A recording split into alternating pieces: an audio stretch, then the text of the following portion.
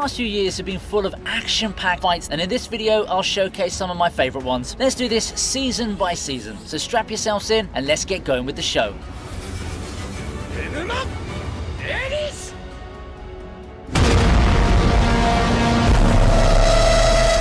With winter 2020, we have some legacy franchises making their mark. While I'm not sure that FGO counts as a legacy franchise as much, since I'm using the term with the context of the Fate universe as a whole, it did give us one of the best grand finales we could ever hope for. Babylonia has been a consistently great adaptation, many things considered, and the final battle wraps things up with a battle of epic proportions. Seeing all those noble phantasms in the tension-filled battle against Tiamat is a thing of beauty. It's also an extended sequence that takes place across multiple episodes, but time just flew by watching them. Oh, and the other legacy series I'm talking about? Railgun. Railgun is generally seen as the best anime in the To-Aru universe, and with how Index 3 turned out not too long ago from Railgun T, that much is obvious. The showdown against Misaka at the climax of the first half is also a joy to watch. It's not quite as epic as the Tiamat battle, but it does get the job done really well, and as a bonus, does a great job in playing and developing the relationship between Misaka and Thoma. Oh, and we get to see Gunha show off his power for the first time ever too.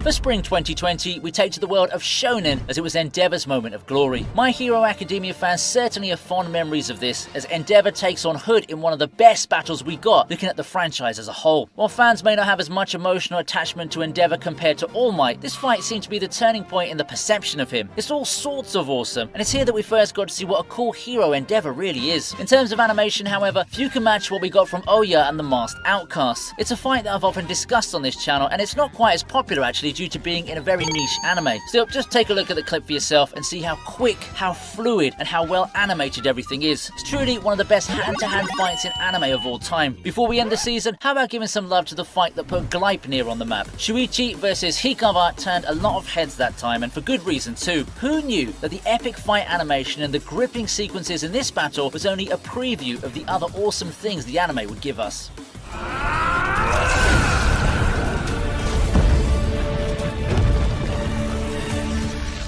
Summer 2020 had a lot of great sequels, but if we're looking at fights, especially in the aspect of crisp animation, there's no better place to go than China. It's in this season where we got a double header from both Fog Hill and White Cat Legend. There's not much that I'd like to say here that I haven't already said before, but I will let the clips do the talking. Chinese anime is quickly catching up in terms of production quality, that much is undeniable. I mean, I'm still not convinced that they can break into the mainstream, but who knows what will happen in the next decade or so. It's a non-zero possibility after all, right? The season was also known at the time for God of High School. While the actual adaptation may leave a lot to be desired due to how they adapted the story at the breakneck speed they did, there's no doubt that the fights are top-notch. Jin had a lot of crazy awesome encounters there, but for the sake of this video, I'd like to give the fight against Jegal some love. For other honorable mentions, we have the shonen doubleheader of Zoro versus Killer, as well as Benimaru versus Holy Soul's Shadows. We also have Kirito versus Gabrielle, which I really enjoyed, both as a fan of SAO and a guy who's a sucker for spirit bomb-like fighters. Fight helped put a punctuation on what logically seemed like the end of the storied franchise.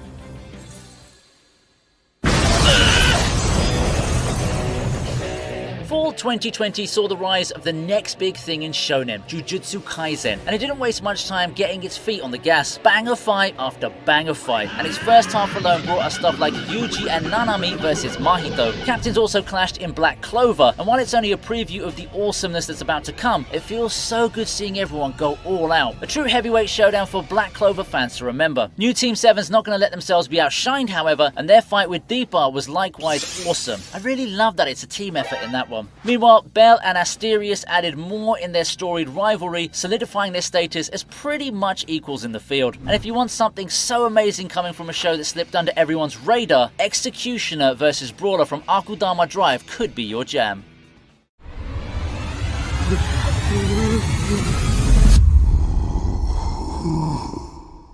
We then move on to the year 2021. With a new year comes new beginnings. Here Jujutsu Kaisen kept up with the huge momentum it built up from the previous year, giving us what I consider its best fight. Yuji and Todo versus Hanami is nothing short of insane. The animation is good, the emotional stakes are good, the actual flow of the battle is good as well. And while all eyes were on Jujutsu Kaisen at this time, I feel it's right to once again bridge to Black Clover, which gave us the epic Asta and Yami versus Dante fight. The Black Clover anime was on its last legs at this time, but it sure is going out with a blaze of glory. And let's not forget that this is the season that kick-started the AOT final. And while things have changed a lot for Attack on Titan over the years, one thing hasn't, and it's the ever-present exciting battles that the show has to offer. Eren versus Warhammer Titan is truly a sight to see. To finish off, it may not be the flashiest fight the series has had, but I personally have a soft spot for Ram versus Roswell. The way that episode ended was just excellent, and it gave some much-needed depth to two of ReZero's less prominent characters. Spring 2021 continues the trend of awesome fights with eye-popping animation. ReZero's second season may have ended its run, but Tappei Nagatsuki kept his fingerprints on the anime industry with Vivi. While not exactly a fight-centric show in my opinion, Vivi does a great job of making it look so. Just take a look at how much effort they put on this Vivi and Yugo fight. And speaking of sci-fi titles that have rather complex themes, I bring you 86. It's a show that's all about ethics, politics and the like, but I have no doubt that the final confrontation between Shin and Rei had you in tears, especially when the musical masterpiece Avid hit during the closing moments. In terms of pure hype, however, this season's best fight goes to Naruto and Sasuke versus Jigen. Naruto fans have been waiting for this moment since forever, and it hits a lot harder to see both Naruto and Sasuke teaming up again after so long. And my joke that Boruto triples in quality when these legacy characters fight still holds true. Now, Naruto wasn't quite done yet, because summer 2021 is when we got this legendary fight versus Ishiki. This is a fight that Naruto fans should never miss out on. We got treated to Baryon mode and an emotional farewell to one of the most prominent and important characters in the series, all in our previous hero's bid for redemption. There's also some other good stuff coming from the world of shonen around this time. Villain versus villain battles are fun, especially when there's a lot of hype surrounding the two and their power levels. Shigaraki and Reed Destro made sure to hammer that point down. To talk about honorable mentions, however, we move on to Dragon Maid? Yes, indeed. Dragon Maid had that Toru versus Elma fight that gave the show a sudden but welcome edge. It feels so cool seeing the sheer destruction and intensity in a series that's generally light-hearted and comedic. Oh, and while Detective is Already Dead has garnered quite the polarizing reception, I think everyone can agree that the first episode's fight sequence on the plane is the show's high point. Siesta's clash with Bat is a thing of beauty. Fall 2021 was a season of big hits too. Way more stacked than summer, I'd say. After all, it's got a new Demon Slayer season, and those people who missed the movie got treated to another take on Rengoku versus Akaza. It's all throughout an epic fight even with Demon Slayer standards, and it's the attraction that moviegoers looked for when they helped Infinity Train break all those records left and right. Can I just comment on how lucky TV anime viewers are for getting to experience this fight too? Granted, I think it just looks way better on a big screen, but still. Mushoku Tensei also had one of its most gripping fights in the form of Dead End versus Orsted. By all means, it's a squash match, but the battle did such a great job of evoking emotions in viewers. The acting and the subsequent emotional stakes created by the fight, there's nothing like this in Mushoku Tensei up until that point. It's truly a notable sequence. Now let's not forget one of the biggest sleeper hits of the year, Ranking of Kings. It's so overlooked, but turned out to be one of the best shows to come out that year. And as for its fights, there are a lot of great examples, but I'm going to go ahead and give Dorsch versus Hound some love. But there are other contenders that I wouldn't mind putting as its best battle. While Jujutsu Kaisen opened the previous year with an even better showing thanks to its momentum, it's Demon Slayer's turn this time round. The whole climax of the Entertainment District arc is something that I've shown much love for on this channel, and how could I not? It's supposedly something very long, but it never felt that way watching it due to how well it separates the long battles into multiple segments, all giving our characters different times to shine. The astounding animation quality is a given, but narratively and pacing wise, Team Tengen versus the two Upper Moons also got the job done. Mikasa versus the Jaegerist is also something that we can take note of. It's not too often that you get human versus human clashes in Attack on Titan, especially this early on. When they happen, the results are often good. On another note, Arifureta certainly stepped up its game for the second season. Hajime versus Noint was a struggle for the protagonist, the first one in a while, and it's one of the more engaging battles the series had in its 2 seasons. And in the same vein as the Dragon Maid example a while ago, we have a light-hearted series making a 180 turn in terms of drama and intensity with Princess Connect's second season. season. So much that the lead up to Pecorin vs Kaiser Insight, basically the last 3 or so episodes of the show, had me staying up late at night waiting for raw spoilers and screenshots. Now that's how invested I was in this finale. Right, before we move on, how about hitting that like button if you like what you've been seeing so far? Likes and interactions make for some good algorithm and it helps the video do better. And that way, I can also know that you love these kinds of videos and will make more of them.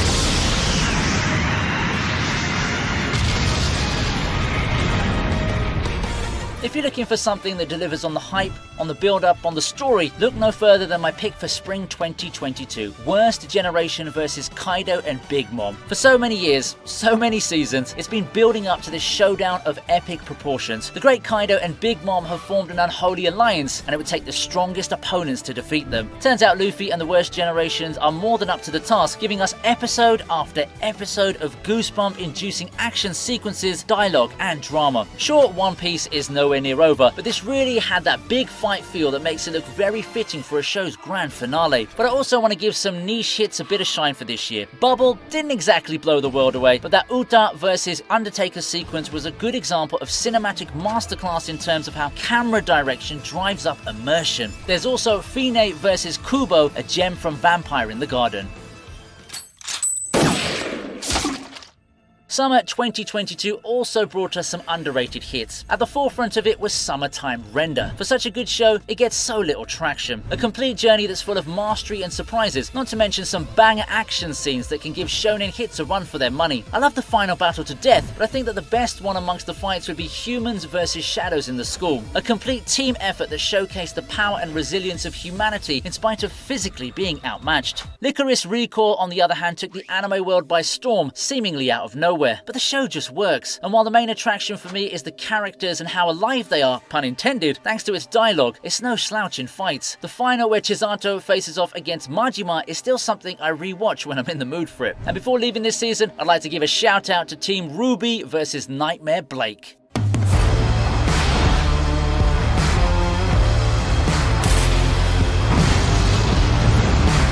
If you thought that that's not enough epic battles for summer, 4 has you covered, in a big way. Blockbuster Bleach made its return to much fanfare, and a lot of it has to do with the fights and overall mood of the season, making the whole thing feel cinematic. And there's no better example of that than Yamamoto vs Yuha. A hype battle breaking all the expectations, it helps set the tone as to what kind of season 1000-Year Blood War will be for Bleach. Meanwhile, we got the whole League of Villains thing done for My Hero Academia at this point in time. It's time for the new and improved Shigaraki to show everyone what he's made of. A true terror incarnate this season, his fight against everyone is one of the best fights My Hero Academia has put out in the post-All Might era. This season also marked the debut of one of the most talked about action series, Chainsaw Man. For the most part, Chainsaw Man has lived up to the expectations, and its adaptations of its fights really brought in the much requested impact and violence. Denji vs Katana Man is my highlight for the show so far. With new beginnings come heartbreaking farewells. Yeah, you know what I'm talking about, don't you? Pucci versus everyone in JoJo and Dimple versus Psycho Helmet are awesome fights in their own right, but knowing the context behind those and the implications they had for their franchises does tug on the heartstrings.